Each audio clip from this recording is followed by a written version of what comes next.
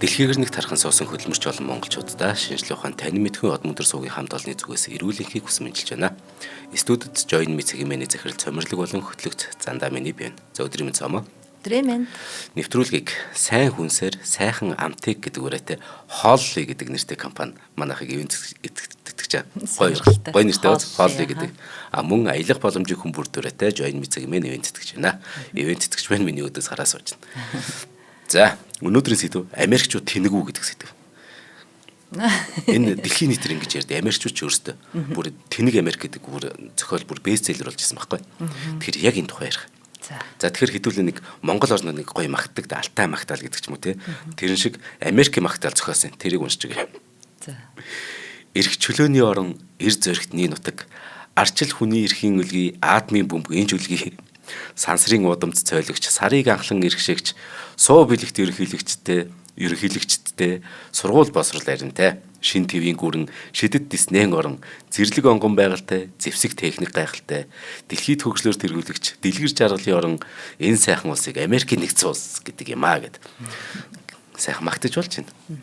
Гэвч сүүлийн үед энэ улсад эрдэмтдээ итгэх болсон. Шинжилгээ судалгаанд шинжлэх ухаандаа итгэх болсон. Шинжлэх ухааны дэвшлиг үгүйсгдэг. Хүн итгэхийн аргагүй хачин солиотой хувийл дайны онол гардаг. Бас инфлюенсерүүд нь бүр дэндүү тэнэг. Бүр зарим талаар бүр хор хохиролтой тийм челленж хийдэг инфлюенсерүүд нь. Ийм хачин тэнэг ус болчихсныг дэлхийд даяар яг одоо харж байна. Тэгэхээр Америкчууд үнэхээр тэнэг болчиход байна уу гэдгийг өнөөдрийн энэ дугаараар хэдүүл ярилцъя. Энэ тэнэг Америк гэдэг хэвшмэл үзэлд магадгүй хамгийн ихээр нөлөөсөн зүйл бол хаан ч юм хизээ ч бий болчихсон тийм нэг анти интеллектуализм буюу одоо нэг гэгэрлийн эсрэг үзэл юм. Хизээ ч юм ингэ бий болсон. Энэ гэгэрлийн эсрэг үзэл бүр Америкч бүр үнэхээр тоймалцсан. Бүр одоо тэнгэрт тулж байгаа байхгүй. Тийм үү? Харин энэ хачин үзэгдэл өдгөө Америкт бүр хамгийн их тархачаад байгаа шүү дээ.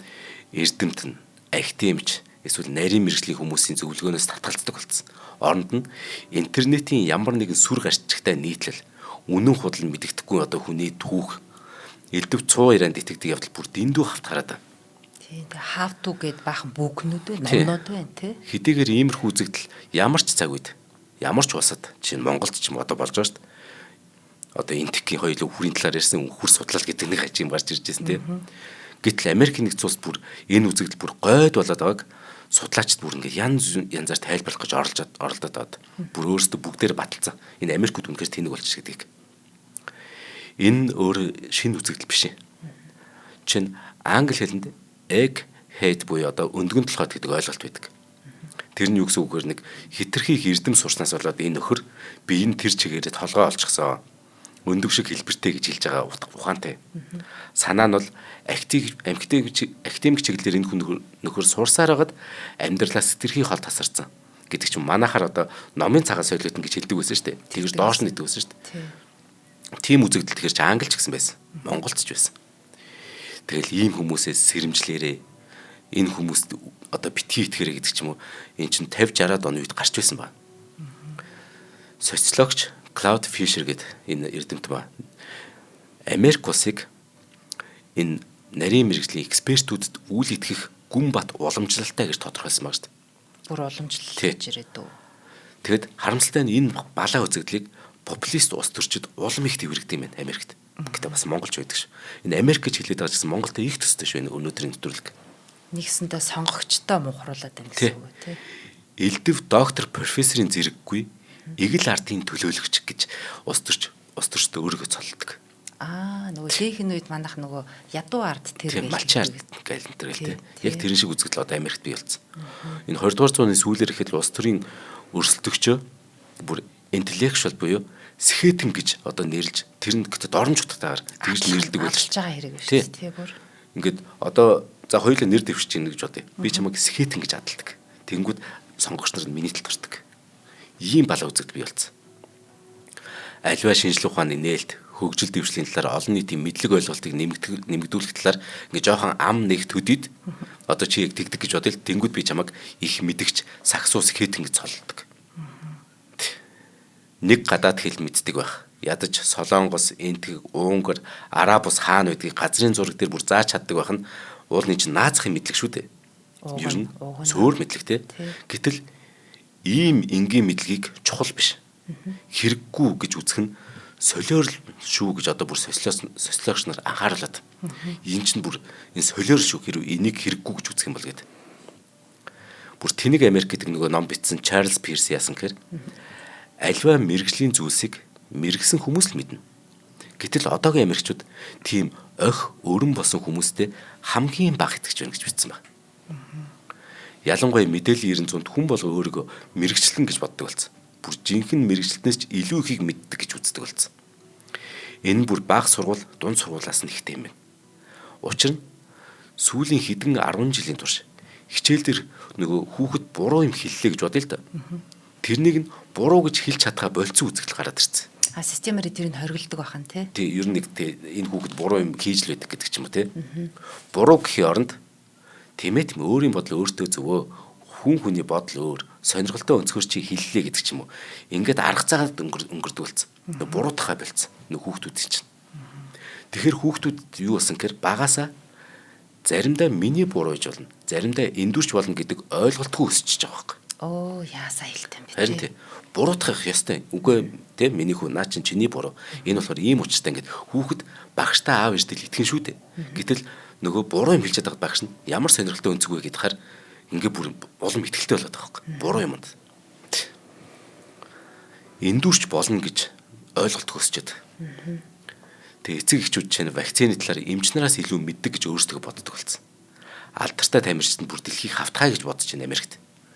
Зарим коллежийн захирал хүн шүү. Айлгбрийн хичээл дээр хитрхи олон оюут унаад байгаа учраас ерөөсөө энэ айлгбрийн хичээлийн хөтөлбөрөөс хасч ил та гэдэг жишээ нэм санал гаргаж байгаа байхгүй. Америкт. За бүр нэг элэг бүр хөшөөм нэг жишээ авъя. Индиана мужийн Питоны тухай хуулийн төсөл гэдэг ийм санаачлаг гарч байгаа хуулийн төсөл гарч ирсэн. Индиана мужийн Питоны тухай гэдэг.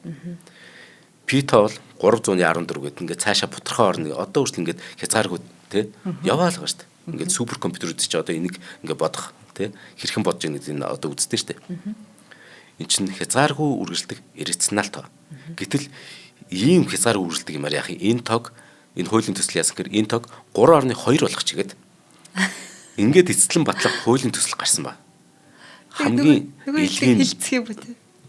илгийн нь Индиана мужийн иргэдийн төлөөлөгчд яг энэ тухай хуралдаад 100% саналаар үнийг зөвшөөрсөн байна. Бурхан минь энэ 314-ийг 3.2 болгоё гэд. Илэрэл бүр. Тэгээ энийгээ Пито гэж нэрлэгээд. Тий. 100% саналаар бүр иргэдийн төлөөлөгчдөд уурлаа. Тэгсэн чинь энэ нөгөө мужаа сонгогдсон сенатын төвшөнд нь хүрчдэм баас тээ. Юу яриад байгаа гэдэг энэ чинь бас хэдий эрдэмтэд хэлнэ шүү дээ. Ингээд профессорууд ингээд тайлбарлаж байж сенатт нь тэгээ сенат нь тэнд хориг тавиад энэ хуулийг хүчинг болгосон. Бурхан минь тий. Ийм хачин болж л шүү дээ. Энийг зүгээр л хуралдах санаачлах тавиад нөгөө хэд нь хүлээж аваад хуралдаад хилцээ шийдвэр гаргаж ийн гэдэг нь бүр хэр их илэрсэн байгаа юу гэдэг харагдаад байна. Америкчууд тэнэг басны жишээ байхгүй. Тийм байна. Анти эксперт хандлага гэсэн үг шүү дээ тий. Одоо профессорууд, докторууд итгэхгүй нэ гэсэн үг. Ер нь эрдэмтгүүнд итгэхгүй. Тэгэхээр анти эксперт энэ хандлагад хэд хэдэн шалтгаан байгаа. Эхнийх нь Америкийн хүн биш дээ. Өөр ингээд хүн төвтэй үзэлтэй Америк бол. Энэ гэхдээ хитрхээрээ ямар нэгэн эрх бүхий байгууллага ялангуяа эрдмийн зөвлөлд итгэхгүй болж эхэлт юм байна. Америкийг ямар нэг сургуулийн ганган дипломтой хүмүүс биш харин хязгаар нутгийг эзлэн суусан эр зөрөгтэй малчин, тариачин, анчин, мужаан, дархан хүмүүс бүтээсэн юм а гэдэг ой дурсамж нь одоо хүртэл ингээ байгаад байгаа гэсэн үг. Орчин үеийн ангаа ухаанд итгэдэг хүмүүс Америкт бүр маш их байдаг. Энэ эмийн компаниуд чинь өвчнийг бүрэн эдгэх бишээ. Удаан хугацаанд дутуу төлмөг зориуд эмчилж их хэмжээний эм бэлтгэл борлуул сонирхолтой гэж тэд үздэг. Одоо ч юу нэгнээр яригддаг. Манайх ч гэсэн тийм тэгдэж штэ. Яригддаг сэдв. Тий. Саяхан бид нар Монсын эмийн үйлдвэр дээр ингээд од мөндрөөр очиод тэгээ зураг авахсан чи доор нь яг ийм комментууд дүүрэн байсан гэж бодсон та. Бид нар наа чин тийм юм гэж. Бид нар тэр эмийн үйлдвэрийг нүдээр үзэх хүмүүс штэ. Гайхан биширч байгаа байхгүй. Манайх угаасаа шинжилгээ ухаан тань мэдгүй сууг. Тэгээд бид нар юм шинжилгээ ухааны олд амжилт үнэхээр бахархангүй ханддаг. Тэгээ очиод тэгээ тэр бахархалтаагаар зураг аваад зүгээр нөгөө постлсон чинь доор нь битүү сөрөг комент. Ямар ч ялгаа байхгүй. Ийм аимшигтай. Гонигтай ч юм. Тийм болохоор өвдсөн даруйдаа эмчит үзүүлэхийн оронд интернет ороод хин нэгний маш хурдан эмчилдэг шидэт шингэнд итгэх нь түгээмэл болж байна. Нийгмийн сүлжээнд төвөгтэй мөртлөө одоо нэг үнэн гэж мэдээлэлүүдийг да уншихад ингээд төвөгтэй яг жоохон нэг босрал мэдлэг шаардна. Гэхдээ үнэн тэр бол тийм юмнаас илүү нөгөө уншихад хялбар мөртлөө худал мэдээлэл маш хурдан тархдаг юм байна. Тийм учраас 10-20 жил судалгаа хийсэн эрдэмтний тэр урт сунжирсан тайлбарт хинч итгэхгүй харин нэг ютуберийн нэг инфлюенсерийн үгэнд тэд нар орчдөг. Тэгэхээр энэ анти-эксперт үзэгдэл маш аюултай. Жишээ нь COVID-19 цар тахлын үеэр вакцин хийлгэж маск зүүхийг уриалсан олон эрдэмтэн нийгмийн сүлжээгээр дайралт сүрдүүлэхэд маш их хүрсэн байгаа Америкт. Гэтэ Монголч гэсэн тэгсэн шүү дээ. Одоо ш тэгдэг. Монголд юу боллоо да? Монгол хүний ген чинь нөгөө ковид эсрэг дархлаатай юм байна. Бид нар чинь тустай юм байна гэдэг баах ярьсан да. Бид нар бол тусахгүй. Бид нар өөр тэг хүмүүс энэ төр гэдэг. Дэлхий гайхаад байна энэ төр гэл. Бүр манай шашны байгууллагаас те нэг одоо тэр нэг хороолын наан гэдэг тэнд чинь одоо нэг үрэл хүртэл гаргаж ийлээ шүү дээ. Бас тэгэхэд гисэн үү? Тэгсэн шүү дээ. Тэгэхээр Америкт бүр тэр эрдэмтэд нийгмийн сүлжээгээр бүртээ аим дайрлууд өрсөн шүү дээ. Сүрдүүлээд бүр. Бас хүний үйл ажиллагаанаас болж дэлхийн дулаалал илүү хурцсаж байгааг угаасаа энэ харуулсан судалгаа өчнөө байхад л Америкийн асар олон иргэд итгэхгүй хэвээрээ л байгаа. Энэ дулаалал ч худлаа шүү гэд энэ бол нөгөө те хин нэгний зохион байгуулж байгаа худлаа юм шүү гэдэг байгаа юм. Ямар сони юм бэ бүр тийм. Судалгаа эрэл хайгуул хийх нь мэдээж буруу биш. Гэхдээ ихэнх хүн эрэл хайгуулыг цэвэр ингээд нэг хөндлөнгийн нүдээр эрдэмтэн судлаачийн нүдээр хийх ёстой байтал тэгж чаддгүй юм байна. Энд чинь хөндлөнгийн нүдээр хийх ёстой байхгүй. Би хэдий одоо чинь энэ ундаанд тэ итгэдэг байлаа гэсэн чинь энийг яг судлахдаа би өөрөө хөндлөнгийн нүдээр буюу эхлээд итгэхгүй гэж энд ер нь юу гэж болох вэ гэж тэгж одоо хандах ёстой ч тэр чинь судлаач хүн. Тэгтэл ихэнх хүн одоо тэ Америкчууд өөрийнхөө итгэл үнэмшлийг батлах мэдээлэл хайд юм байна. Монголчууд ч гэсэн юм. Эсвэл мэдээллийг өөрийн итгэл үнэмшлийг батлах хэлбэрт оруулан мушгиж орхидог. Үүнийг нөгөө confirmation нөгөө bias гэдэг шүү дээ тий. Тэгэхээр цэвэр хөндлөнгийн нүдээр судлах чадвар, өөрийн итгэл үнэмшилтэй харьцуулах мэдээллийг хүлээж авах чадварыг хүн эрдэмийн ажил хийж байж сурдаг. Яг үүндээ. Аливаа зүйлийг гүнзгий төвшин судлаад байхаар нөгөө тухайн хүний мэдлэг, үзэл бодол, итгэл үнэмшил чинь нэг бус удаа няцаагдана. Нэг бус удаа өөрчлөгдөнө. Тийм болохоор яг жинхэнэ судалгаа хийж үзсэн хүн юм болгон дээр ам гарч болохгүй гэдгийг ойлгодог байхгүй. Монгол хэлний те эрдэмтэн хүн даруй гэдэг чинь уул ийм л учиртай.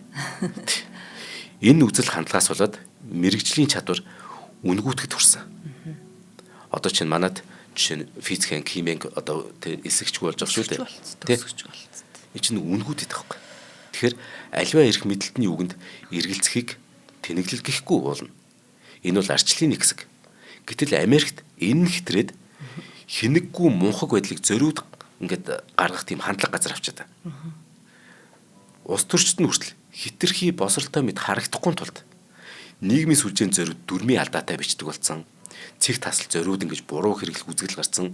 Тэгээ энэ нөгөө би босролтой харагдж болохгүй гэдэг ийм мангар тэнэглэл бий болсон байхгүй. Одоо ч нөгөө зөв биччихвэл энэ лав 40 нэмэгтэй энэ төр гэдэг одоо бүр дормжлуулаа эхэлсэн байгаа шүү дээ бид нар чинь зөв бичснийхаа төлөө. Тийм. Харин бүр зориуд зөв бичиж чам би бүр согтуудаа пост хийхдээ хүртэл нэг ч үг ялдаа хийдэг шүү дээ. Тийм. Сурцсан юм яах юм бэ? Тийм. Зориуд ингээ алдаатай ч үндэж аягүй эвгүй шүү дээ. Үгүй болохгүй. Тийм чинь муу яар. Тийм. Нэр. Тийм. Ихэнх эрдэмтэд хүн төрөлхтний ганцхан асуудлыг шийдэх гэж бүх насаа зориулдаг шүү дээ. Ганцхан л асуудлыг. Гэтэл сая Америкчууд болохоор мэрэгчлүүдэд итгэдэггүй гэдгээрээ бүр бахархдаг болцоод. Үүнээс болоод зарим бүс нутагт бүр вакцинжуулалтын хувь хэмжээ бүр буурснаас болоод бараг нөгөө хүн төрөлхтний ялчхаад исэн бараг устдаад байсан өвчин буцаж тэгддэг болчихлоо шүү дээ. Бас айлгбэр, биолог зэрэг хичээлийг хөтөлбөрөөс хасах саналууд маш их гардаг болсон. Гадны ингээд нүдээр харах юм бол энэ Америк нэгдсэн улсын нийгэм өөрөөгөө хорлож байгаа юм шиг одоо харагдчих. Тийм байна. Буршныхаа нүхийг ухлаа гэдэг шиг тийм. Манад энэ вакцинжуулалт эсрэг ямар их үзэл өгдөг лээ тий. Тэгдэг. Америкчууд тэгэхээр бүгд ийм асар өндөр мэдлэгтэй болчиход эрдэмтдэд итгэхэ болчиход байгаа юм. Бас монголчууд маань танаа шинжилгээнд чи энийг тайлбарч чадахгүй гэдэг коммент одоо миний постэр дүүрэн байдаг шүү дээ. Тийм өндөр мэдлэгтэй болчиход байгаа юм уу та бүхэн гэж хэлчмээр санагдаж шүү дээ. Яг адилхан Америкчууд үнэхээр ийм өндөр мэдлэгтэй болчиход ингээд эрдэмтдэд итгэхэ болцсон юм уу? Мэдээж үгүй. газар зүй, түүх, нийгэм, шинжлэх ухаан, математикийн мэдлэгээр Америк иргэд энэ одоо хөгжилтэй улсуудын иргэдийн хамгийн сүүл мушигддаг юм шүү дээ. Судалгаагаар хамгийн мэдлэггүй ард хүн баг. Ийм мэдлэггүй мөртлөө өөртөө ихтэй хүмүүсээс болоод буруу ташаа мэдээлэл, мунхаглалын бүхэл бүтэн одоо баг экосистем үүсэж байгаа. Манайхан YouTube болон бусад нийгмийн сүлжээнд гудамжинд явж байгаа Америкчуудаас хэрв дэлхийн томоохон улс хаана гэдэг талаар хэрв асуугаад үзээрэй. Мэддэггүй эсвэл буруу хариулсан бичлэг өстой дүүрэн байдаг шүү дээ энэ YouTube-ээр тий шүү дээ тий. Энэ хэдийгээр маазраа юм шиг боловч яг үнэн байхгүй. National Geographic нэг судалгаа байдаг шүү дээ. Америкийн залуу иргэдийн олонх нь чинь Афганистан, Венесуэл хаана гэх юм бол мэдэхгүй. Бүр Япон хаана гэдгийг ч мэдэхгүй. За гадаад улсаа болио гэхэд бид нар Нью-Йорк муж хаана гэдгийг мэддэг. Нью-Йорк хот Нью-Йорк муж чинь тусдаа шүү дээ. Нью-Йорк мужийн чинь одоо тий Сиэтл байдаг баруун эргийн хот. Канадад дэр Нью-Йорк чинь зүүн эргийнх. Тэгэхэд энэ Нью-Йорк муж хаана гэдгийг мэдэхгүй. Бүр номхон талаа бүр аль талд нь гэдгийг ч мэдэхгүй. Тэд нар зүгээр баруун эрг зүүн эрг гэж ярьдаг болохоос аль нь номхон талаагаа мэддэг. Ихэнх залуучууд нь 2016 онд бүр ерөнхийлөгч сонгуульд нэг нэр дэвшигч байгаа шүү дээ. Америкийн нэгдсэн улсын ерөнхийлөгч нэр дэвсэн нэг хүн. Алеппо гэдэг чинь юу вэ гэж асуусан байгаа шүү дээ. Тэгэхэд ерөнхийлөгчд Америкийн нэгдсэн улсын ерөнхийлөгчд нэр дэвшиж байгаа хүн Сирийн дайны тэр яг голомт нь болоод байгаа Алеппо хотын тухай анх удаа сонсч байгаа юм. Улс төрчин. Тий. Дэлхийн ийм том гүрэн тий Алеппогийн талаар асуухад Алеппогийн талаар гаргалаа тэр хүн аль хэдийн ярьж байгаа хэрэгтэй. Өөр ингэсэн мөр үзэл бодолтой тий. Байр суурьтай. Тэгсэн Америкийн нэрт дипломач Ричард Хаас нэг удаа ингэж хэлсэн ба. Дэлхийн асуудлыг мэдэхгүй байгаа иргэд популист сурталт их амархан ордог юм шүү гэж хэлсэн ба шүү дээ. Популизмд их амархан автагдчихдаг.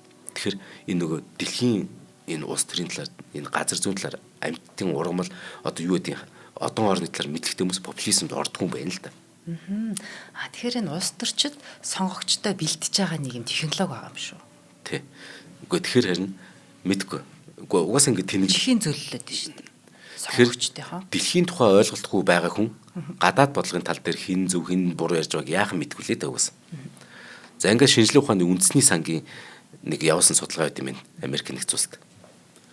4 Америк хүний нэг нь дэлхийн нарыг тойрдгийг мэддэггүй. 4 Америк хүний нэг нь антибиотик бол вирусыг биш бактерийг устгадаг гэдгийг мэддэггүй юм байна. Бактери вирус хоёрыг бараг нэг зүйл гэж ойлгоо яаж5 байна. Америк хүний нэг нь астроном, астролог хоёрын ялгааг мэддэггүй. Нэг нь одоо орон нөгөөдгөө зурхаа шүү дээ. Хаа хамаагүй хоёр юм шүү дээ. Тий. Одоо монголчууд маань ч гэсэн астроном, астролог хоёр яг та энэ нэвтрүүлгийг сонсож байхдаа юугаар ялгаатай ингэж бодох юм бол харин та гоё эрдэм мэдлэг суралцаарай. Энэ ялгаатай юм шүү. Та тэр тэнэг Америкийн нэг байж болохгүй шүү. Нэг тэнэг монголчууд гэдэг Америкт нэг тий бүр нэг тэнэг нэг нэвтрүүлэгч ингэж юм хийгээ сууж явах үедээ бурхан минь. Америкчуудын 10% нь бүр Америкчуудын 10% тутмын нэг нь хүн төрлөختөнд саран дээр буусны хутлаа гэж боддог. Гэтэл энэ чинь Америкийн шинжлэх ухааны маш том гайхалтай дэвшил шүү дээ. Америкчуудын 15% нь энэ уур амьсгалын өөрчлөлтийг бас худлаа гэж боддог. Америкчуудын 15% нь вакцин хүний ДНХ-г өөрчилдөг гэдэгт итгэдэг. Америкчуудын 22% нь вакцин хийлгэж байснаас ковид тусчихсан дээр гэж үздэг. 5 оны нэг нь бүр хин дунд нэг хөгжилтэй юм байна. Насанд хүрсэн Америкчуудын 7% нь шоколадтай сүг бор үнэнээс гардаг гэж үздэг. Бүр ядаж үдэ гэж дөхөөсдөнд баг их юм болох юм болоо да бар тий. Гэхдээ Америкчууд ажил дүрцсэн одоо энэ орнуудад мэдлэгээр бүр хомоол хамж байгаагаа өөртөө мэддэг. Хамгийн мэдлэггүй ингээд үндэстэн болсон гэдгийг мэддэг, арт хүн болсон гэдгийг. Гэтэ ажил дүрцсэн улсуудаас мэдээж бүр бид нар Африкийн хөөрхий тэр отогомгоос ямар шинжлэх ухаан сонсгорд тий. 2022 онд англи хэлтэй 9 улсын англи хэлтэй 9 улс үнцэл нь англи. Тэгээ 15 наснуудыг хамруулсан нэг судалгаа хийсэн ба. Тэгсэн Америк сурагчид байна шүү дээ. Яг 15 настай сурагчид энэ 9 улсын хамгийн адагт нь орсон. Сүүл мушигдсан. Харин тэдний дунд нэг асуулт зөөс. Математиктэй хэр одоо ингэж юутай вэ? Чадвартай вэ? Чи математик хичээлдээ хэр сайн бэ гэд Америк хүүхдүүд одоо тэр 9 улсын хүүхдүүдээс ингэ асууж байгаа шүү дээ. Тэгэхэд Америкчууд тэр итгэлээрээ нэгт орсон. Өөртөө тэр нөгөө багаас нь Ямар сонирхолтой өнцгөө гэсээр маш ихтгэлтэй тийм иргэдэг л бэлдээд байна тий. Энэ хамгийн чадвар муутай хүн өөрийгөө хамгийн өндрөөр үнэлдэг энэ үзэгдлийг Даннинг-Крюгерийн эффект гэдэг. Тэгэхээр хоёулаа ивент тэтгэгчээр танилцуулаад Даннинг-Крюгерийн эффектийг би чамд үнэхээр гоё тайлбарлаж байгаа. Учир нь энэ эффект яг одоо монголчууд нэг ихээр тохиолдож байгаа их гонигтай үзэгдэл. Энэ Даннинг-Крюгерийн эффект бол гайхалтай юм судалгааны үр дүн баггүй. Харин тийм хачиргалтай. Америкчуудыг яриад байгаа авчиг нэг л бидний тухай бас нэлээд дөхөө яриад байгаа юм шиг санагдаад шүү. Тийм бааз. За ингээд манай нэвтрүүлгийн ивент тэтгэгчээр сайн хүнсээр сайхан амтыг гэдэг үгээрээ Холли гэдэг компани ивент тэтгэж. Энэ Холли гэдэг компани болохоор 3 жилийн өмнө үүсгэн байгуулагдсан. Монголд баг анхдагч тийм гүн хөлдөөсөн бэлэн хоол үйлдвэрлэдэг компани. Тэгэхээр энэ компани одоогоор мантуутай гахаа мах, нааша цаашаа, нэмгэн төмөстэй үхрийн мах, калбижим, ананастай дахиад зэрэг ингээд 5 нэр төрлийн бүтээгдэхүүн бэлтгээд одоо гүн хөлдөөгөө бэлэн болгочоод Улаанбаатар хотын бүх дүүрэгт байгаа нөгөө сүлжээ дэлгүүрүүд, нэрийн дэлгүүрүүд, зах худалдааны төв, бүр ресторан зочид буудлуудад хүртэл борлуулж байгаа. Номин, оргил, мини дэлгүүр дэр одоо гэдэг сүлжээ дэлгүүрүүд дамжуулаад ингээд орон нутгуудад хүртэл бүтээгдэхүүнээ худалдаалж. Тэгэхээр энэ бүтээгдэхүүний давуу тал нь юу гэхээр за нэг 5-аас 20 минутын дотор л халаагаад эсвэл жигнээд л гэртээ нөгөө рестораны түвшний амттай хоол идэх боломжтой болж. Холли компани болохоор 25 оны 7 сард буюу одоо нэг 2-3 сарын өмнө олон улсын жишг стандарт нийцсэн үйлдвэрийн байраа ашиглалтанд оруулсан. Тэгэхэд эрүүл аюулгүй орчинд Monbeef компаниас гарал үүслэн баталгаажсан мах түүхийд ашиглаад ямар нэгэн хүнсний нэмэлт бүтээгдэхүүн ашиглаагүй тийм гүн хөлдөөс олыг хэрэглэгчтэй ингээд санал болгож байгаа. Гүн хөлдөөлт гэдэг нь хасах 35 буюу түүнээс бага температурт ингээд бүр доош гэсэн үг шүү дээ. Тийм бүтээгдэхүүнийг богино хугацаанд хөлдөөсний давуу тал гардаг юм л да. Тэрний яадаг хэрэг бүтээгдэхүүний бүтэц нөгөө амт үнэрийг яг анхны хэлбэрээр нь хадгалчихжээ. Тэгээд нян микробны нөгөө өсөлт эсэлтийг зогсоогоод муудах эрсдлийн үлэмж бууруулж ингээ удаан хадгалах боломж хүрдэнэ. Тэгэхээр чи нөгөө витамин, уурга, эрдэс бодисын алдагдал нь багасаад тижээлэг шимт чанараа хадгална гэсэн үг шүү дээ. За тэгэхээр та бүхэн Facebook дээр ч юм уу те хооллой гэдэг одоо латин орчоор ээж үсгээр эхлээл хооллой гээл тэгэхээр гараад ирнэ. Утас нь 7270 1110 7270 1110. Тэгээд гоё ингээ те дэлгүүр хошоо байвал та бүхэн уцтаад бүр хөргүүлээд авчихгүй.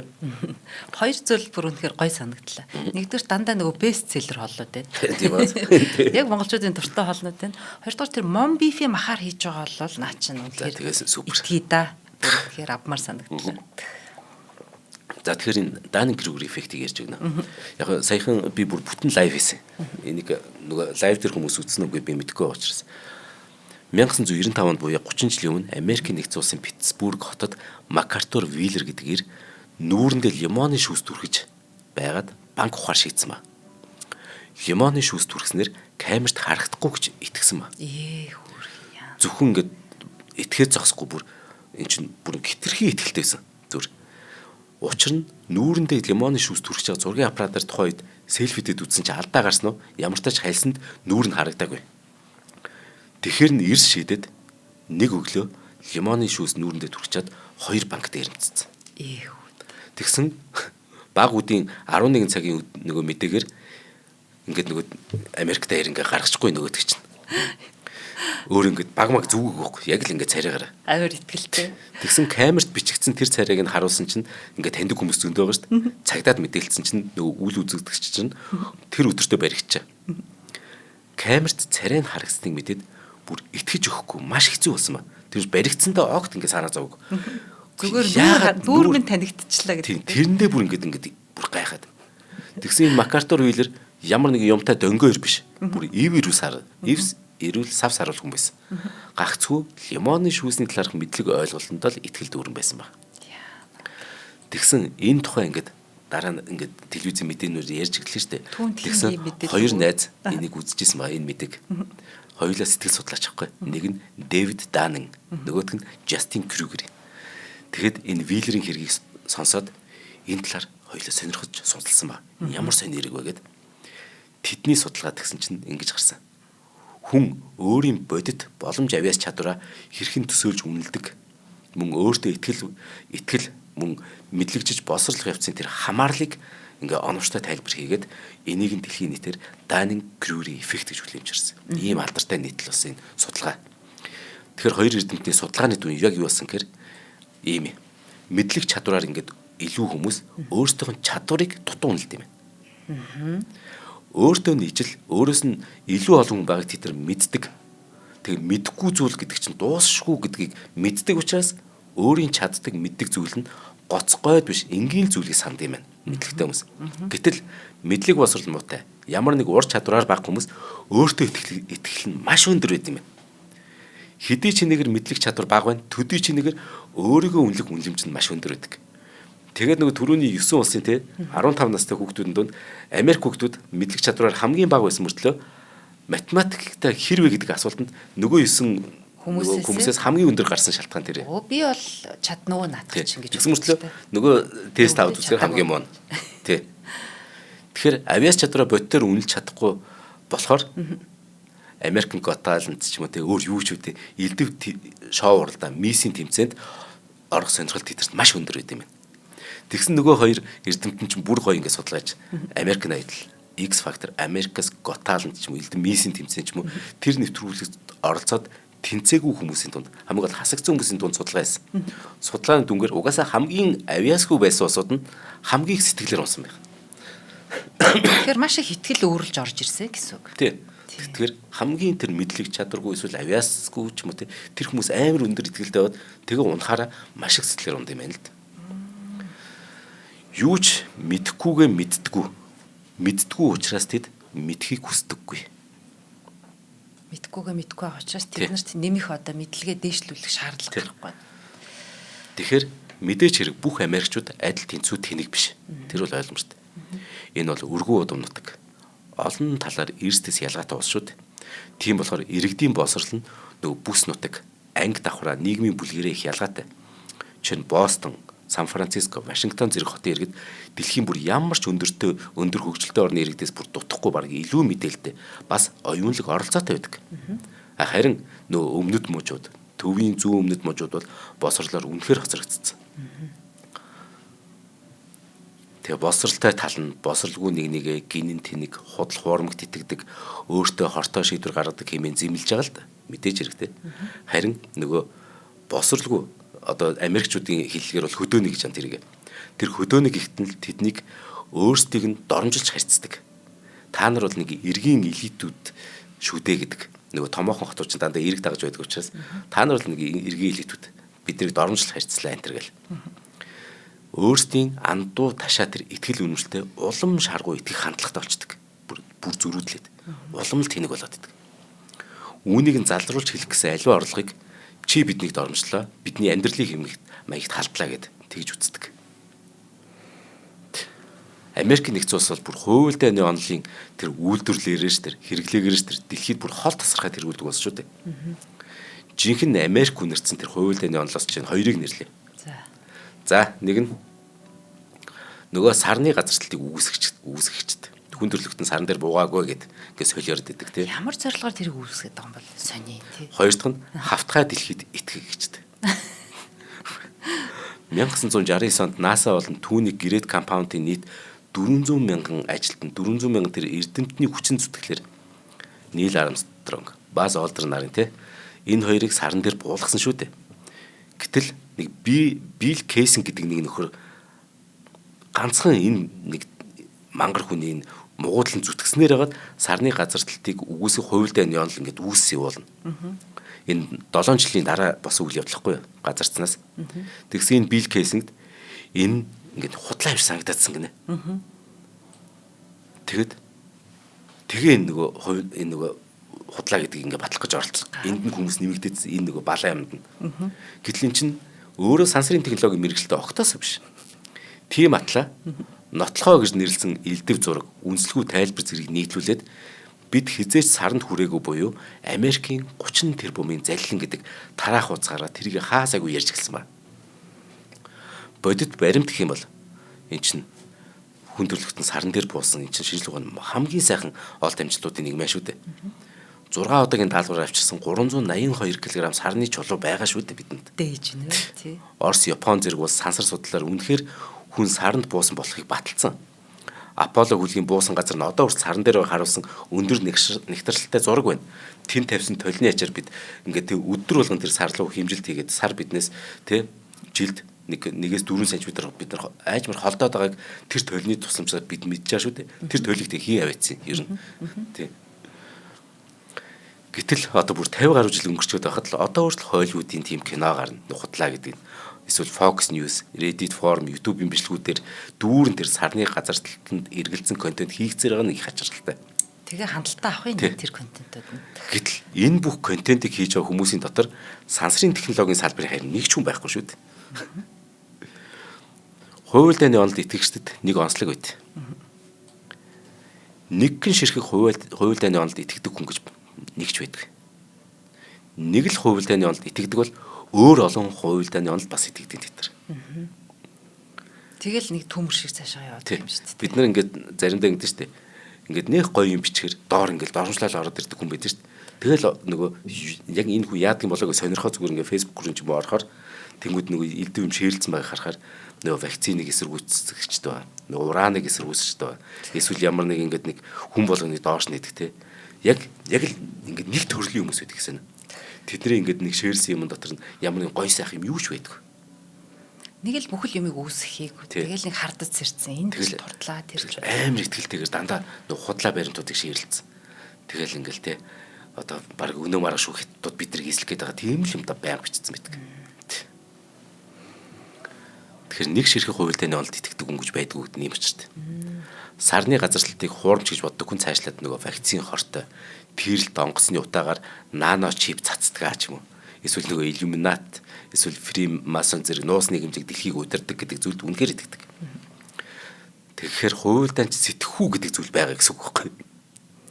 Магадгүй жирийн хүн мэдхгүй ойлгох чадваргүй зүйлийг олж мэдсэн гэж бодоод өөрийгөө ухаантай гэж мэдэрдэг юм шиг байна.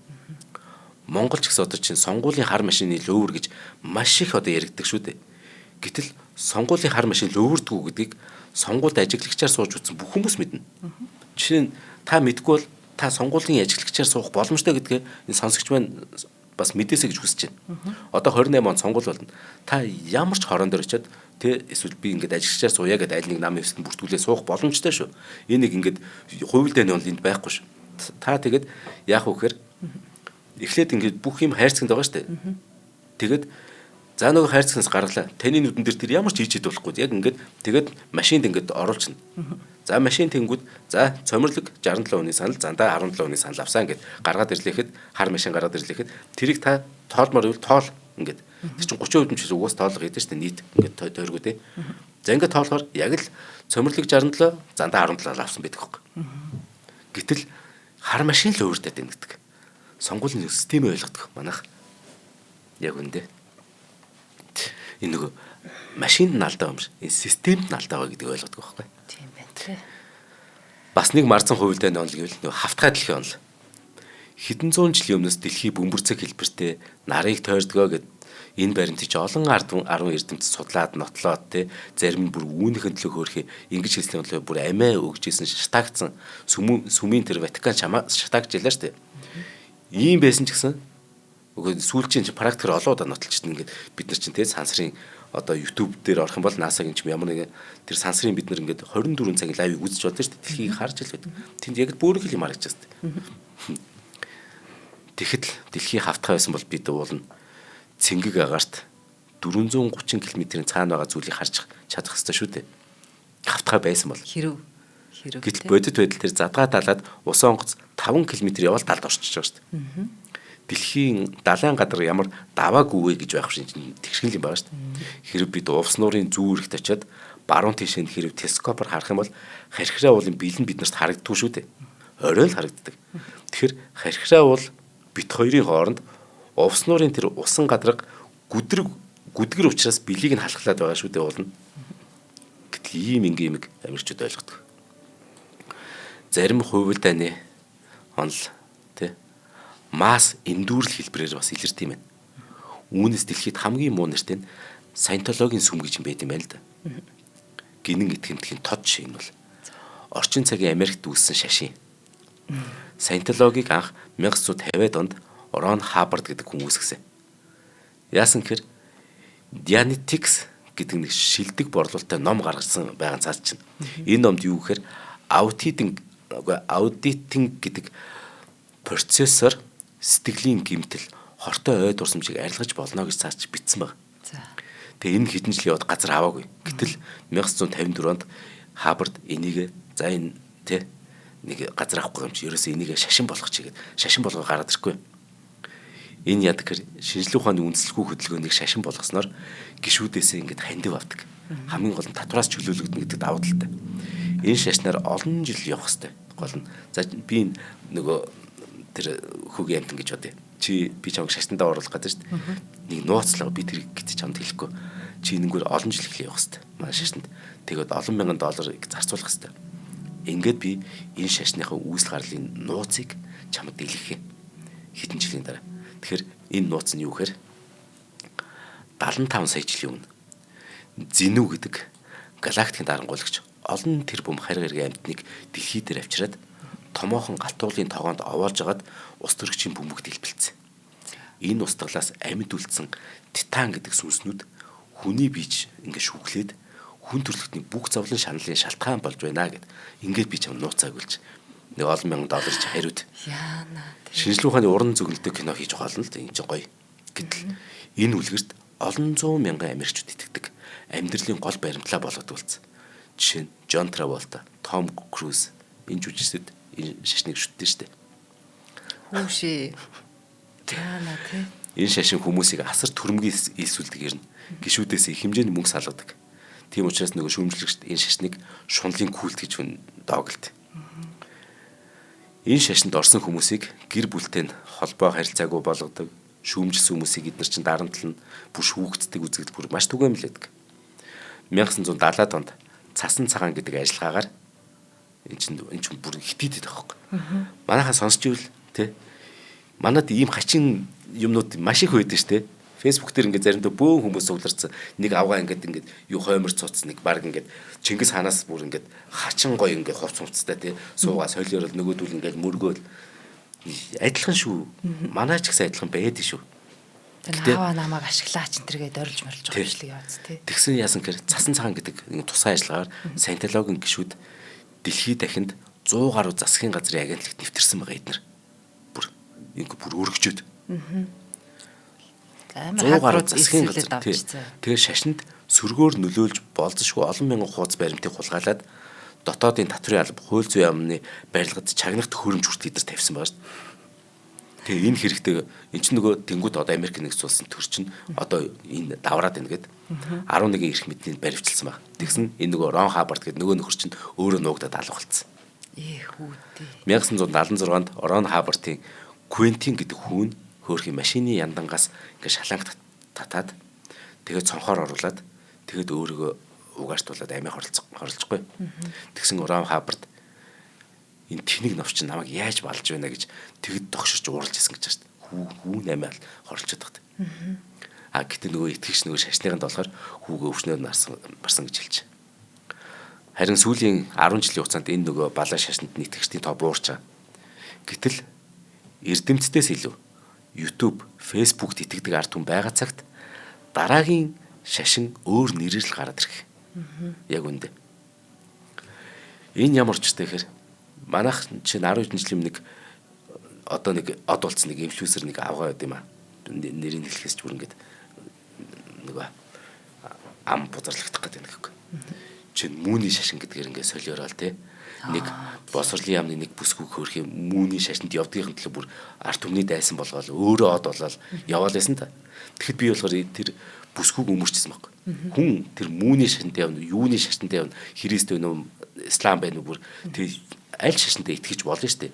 Тэр нь бүр гаж урсгал байна. Гаж урсгалдаа чи яваа. Хамгийн гол нь тэр бүсгүйн буруу биш. Энд чинь бид нар нийгмээ соён гэгэрүүлж эрдэм мэдлэг шинжлэх ухаанд итгэдэг болгосон цагт мууны шашин өөр эсвэл элдв шашин өөрөө устж алгуулах юм. Дархлаатай гэсэн бид нар. Тэгэхгүй нэг хүнийг л буруутгаац тий. Нэг хүнийг арт түмний дайсан болгож өөрөө од болж байгаа бол тэр хүн чинь өөрөө бас дайсан байхгүй. Тэгэхээр мууны шашинаас тэр хүн гарчвал тэр хүн зүүнний шашинд орно. Зүүнний шашинаас гараад түүний шашин дараа хүүний шашин гэдэг ч юм уу. Нэр нь өөрчлөгдөөл юм. Тэгэхээр яг Америкт ийм л юм болсон байхгүй.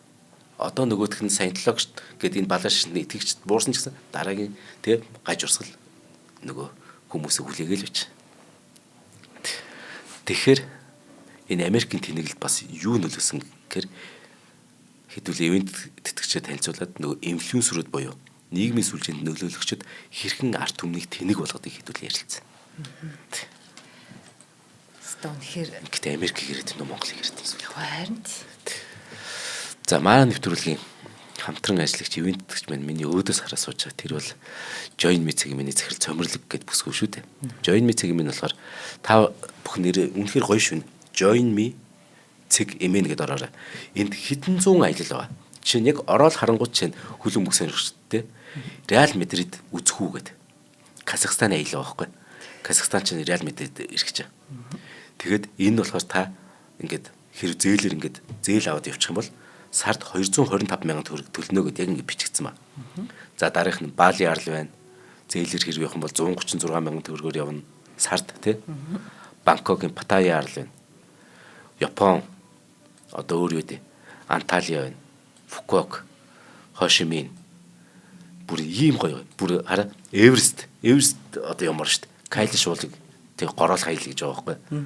Зээлэр сар 673 мянга өгнө. Энд чинь өндөр үнэтэй аялал болно да мэдээж. Яг тэгвэл 17 өдөр явах юм. Гэх мэтэр энэ дотоод гадаадын бүр хэдэн зуун гой аялал. Зүгээр энэ Join Me цэгийн рүү ороод их нэртэйгээ эсвэл нөхөртөө хүүхдүүдтэйгээ найзуудтайгаа ингээс ах ухаалахгүй. Энд чинь ингээд дараад оронгууд дэлгэрэнгүй маш дэлгэрэнгүй. Тэгэхээр энэ заавал нэг аяллаа одоо энэ нөгөө баг бүрэлдэхүүнд 20 хүнтэй бол дүүрж ижил бид нар явна гэдэг биш. Join Me нэг онцлог.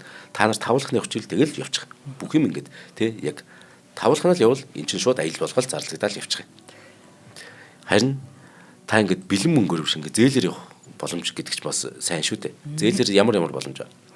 Одоо манайх 5 төрлийн цахим зээл олгодгоор одоо онцлог л доо салбартаа. Одоо дурын аялал дээр өөрийнхөө сонирхож байгаа аялал дээр дараад ороход нөх төлбөрийн хэрэгслүүдээ сонгодог байхгүй юу? Хэрэг та Storepay-ийн, Pocket-ийн одоо Simple-ийн ч байд юм уу ийм нөгөө зээлийн аппликейшнуудыг хэрэглэгч бол тэрийгээ сонгочихно. За тэгээ хамгийн урт хугацаатай зээл нь болохоор 30 сарын хугацаатай гараад байгаа. Тэрийг манайхан энэ нөгөө аяллахаа доор зээлээр сард гэдгээр харуулад байдаг байхгүй. Жишээлх юм бол энэ Шанхай хотын аялал гэж байна шүү дээ. 3 сая 990 аяллыг 30 сарын хугацаатай зээлээр авах юм бол сард ердөө 173 мянган төгрөг авах гаргаж байна. Тийм болж тий. Тий. Дурсамжийг нөгөө амжаад бүтээх хэрэгтэй гэдэг байна. Тэгэхгүй бол манайхан ч одоо ингэ яваад идэг үстэй. Нөгөө хамт тийшээ явъя гэж хэлснээр тэдэн жилийн хой гэд яваагүй л ээж идэг тий. Хэдүүлээ ер нь бол дурсамж бүтээх аялалд явах гэдэг юм а. Аль болох залуу байгаа дээр дэлхийтэйгээ танилцаад нэрээ хавтгаа юм уу? Нэрээ бөөрхий байх нь. Яг тий. Тэрийг мэдчихэв тий. Тий. Маа даад зах юм мэдээд авна штэ аялал гэдэг зүйл. Юм үзгээр нүд тайлагддаг юм а яалч тий. Тэнд сайнтай муутай янз бүрийн хүмүүс үзнэ. Тэгэхэд нүд тайлгадна гэдэг чинь л хэвээр их чухал.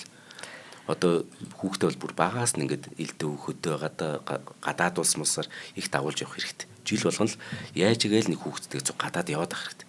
Тэр хүүхд чинь тий шаал өөр хүн болно нэр. Хамгийн том хөрөнгө оруулалт гэж байгаа шүү дээ тий. За ингээд Join Me гэдээ ороорой. За өнөөдрийн сэдв Америкчууд тэнэгүү гэдэг байгаа шүү дээ. За нийгмийн сүлжээ нөлөөлөгчд гэдэг энэ нэг бүх юм ингээд нэг ойрцсон суулаад саяхан нэг хүүхэн их хооллоо тий өөрийгөө физикч гэж нэрлэлцэн тэгсэн мөртлөө физикийн ямар ч ойлголтгүй нөхөр байгаа юм л да. Газрын ховор хэл мэднээс цацраг хийдэх ялгарна гэд эн чин зандаа миний би бол 10 жилийн босролтой өнгө. Гэтэ би үнэхээр бүрэн дунд уулзахлаа үнэхээр сайн эзэмсэн. Ихтэй сурвалж төгсч чадаагүй нь миний харамсал. Гэхдээ одоо нэгэнд бидвч гарцсан учраас тэрнээсээ илүү харин ч ихтэй сурвалж төгссөн юм шиг яаж мэдлэгтэй болох вэ гэд ингээд өдөр болгон хичээж байна. Өчигдрийн зандаагаас өнөөдрийн зандаа илүү байх ёстой л гэдэг би ганцхан зарчимтай. Гэтэл очиж миний би тэр яриад байгаа юмыг нь шинжлэх ухааны тий ийм боломжгүй гэдгийг мэдээд хахад тэр яагаад тийм амар од болчихваа. Ямар амар ихтгэлтэй вэ? Нөгөө Данинг Крюгер эффект гэхгүй. Тэгээд тэр хүн чинь бүр хідэн нэг мундаг байгууллагын нэр хүндийг ямар мухаа гутаава. Би Монгол Улсын их сургуулийн төгсөгч гээл. Төгсөгч биш юм бэл. Худлаач цэглээ. Бүр тэгээд тэрийг сонсож байгаа тэр олон багш нар үнэхээр бүр тэр бүхэл бүтэн байгууллага шүү дээ. Тэр чинь тэгж босрлын байгууллага тийм тэгж хэлж болохгүй шүү дээ. Бүр хүмүүс өнөөдөр та ч юмсан багш шүү дээ. Энэ танаа төгсөгч чи ингээ орилоод дээ шүү дээ. Айл над руу хідэн хүн үзүүлв. Үнэхээр мухайс. Тэгэхээр энэ нийгмийн сүлжээ нөлөөлөгчдийн талаар яриа. Энэ хүмүүс чинь Америкчуудыг тэнэг болгоцсон юм байна.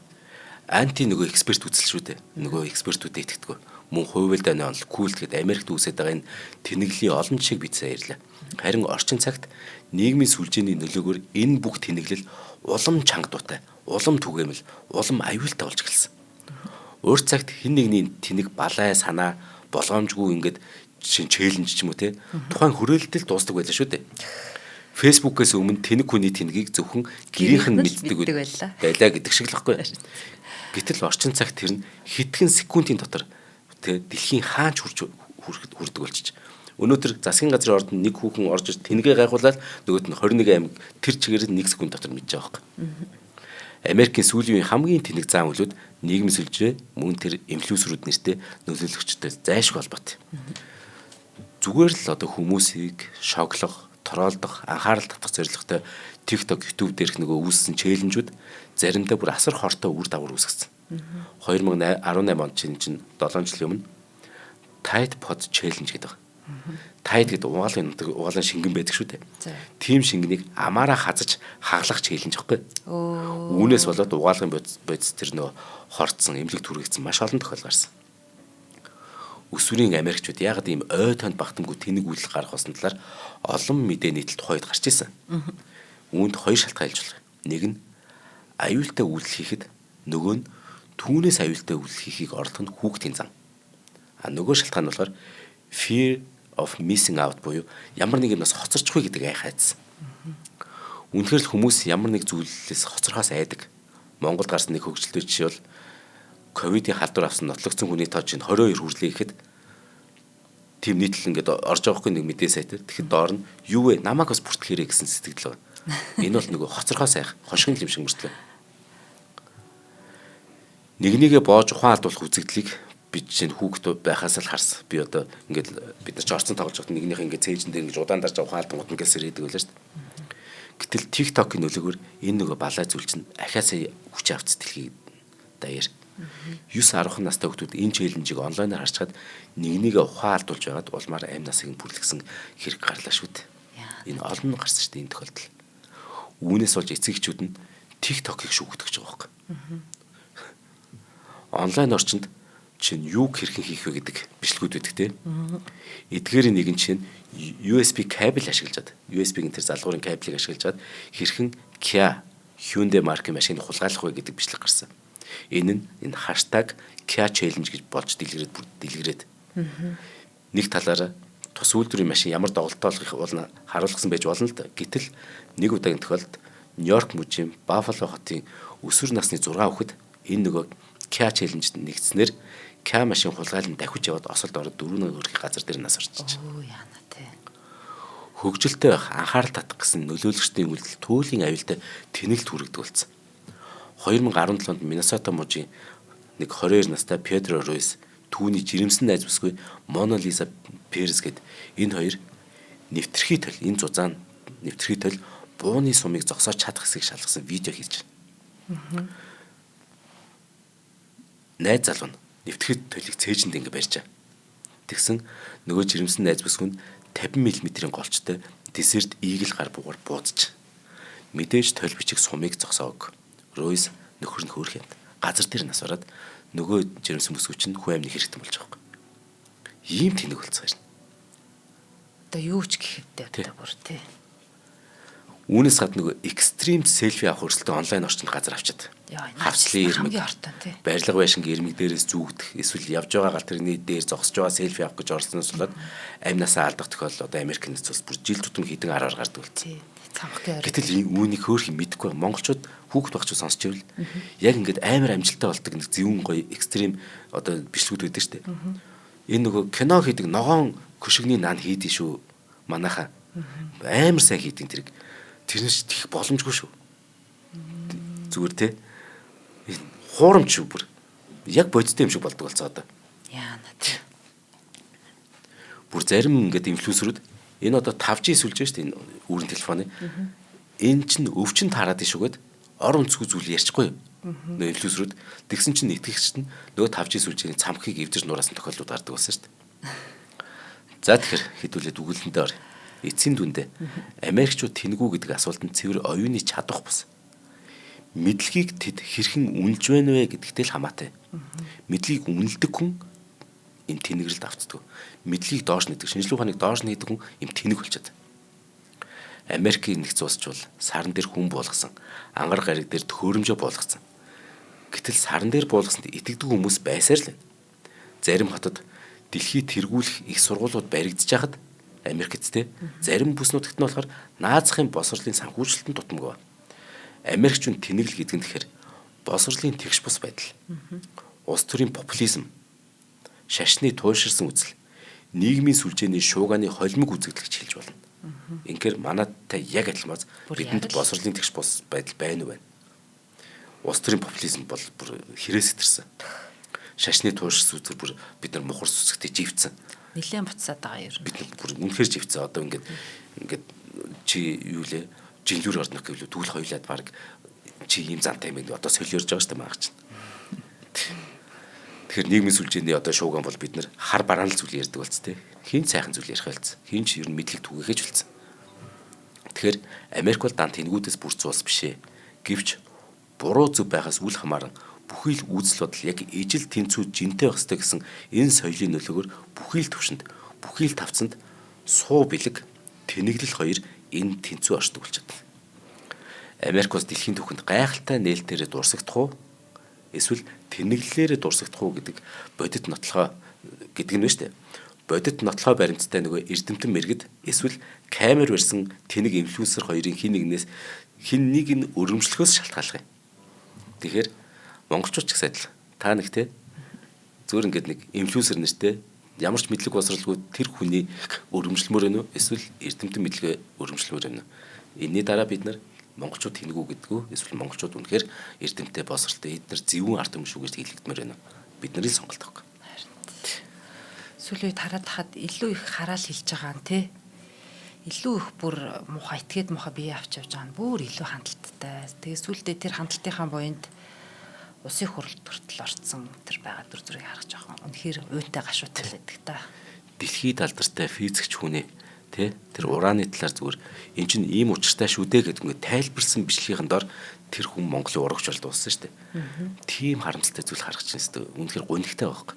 Тэр хүн зүгээр тайлбарж байгаа. Тэр чинь өөрийнх нь нэг бүр докторийн ажил байхгүй.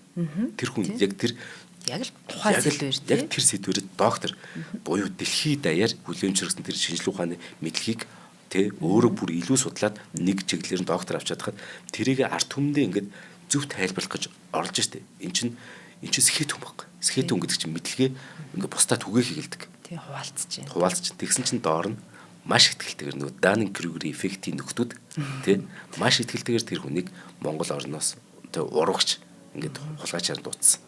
Тэр хүн хөөх хэвээр ямар хэцүү би тэрийг нь өмөрцөн чинь яа бас нэг хэсэг алуусан ш. За ингээд Америкчууд тэнэгүү гэдгийг нэвтрүүлэг өвөр өндөрлж байна. Maaхан тоглоомч жоохон юм бодосоо л гэж чинь тий. Зарим хүмүүс ш. Гэтэ maaхан ч гайгүй ярина. За ингээд нэвтрүүлгийг сайн хүнсээр сайхан амтыг өрөөтэй Холли компани болон аялах боломж хүмүүр төрөйтэй Join Me цэгмээ нэмэгдэглээ. Баярлалаа замаа. Баярлалаа. Нэвтрүүлгийг хүлээн авсан Нарны аймгийн монголчуудаа баярлалаа. Одмондөр сувг нь энэ мэдчлэн таны мэдхүйн мянган нэвтрүүлгийг 2026 оны 7 сарын 1 хүртэл та бүхэндээ хүргэх юм.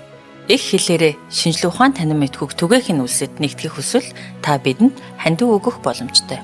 Жилдээ ганцхан удаа 100,000 төгрөгөөр биднийг дэмжснээр шинжилгээ ухаан танин мэдхүйг түгээх энэ үйл хэрэг амжилттай үргэлжлэх юм. Одмондөр нэр дээрх Удаагшлын банкны данс байгаа 4191 Тэг 4518. Та 100,000 төгрөгөөр шилжүүлэхдээ гүйлгээний утга дээр нь өөрийн нэр болон утасны дугаараа заавал бичээрэй. 100,000 төгрөг хандалснаар Одмондөр сувгийн алтан гишүүн болох юм а. Шинжлэх ухаан танин мэдхгүй Монголд ялах болтугай.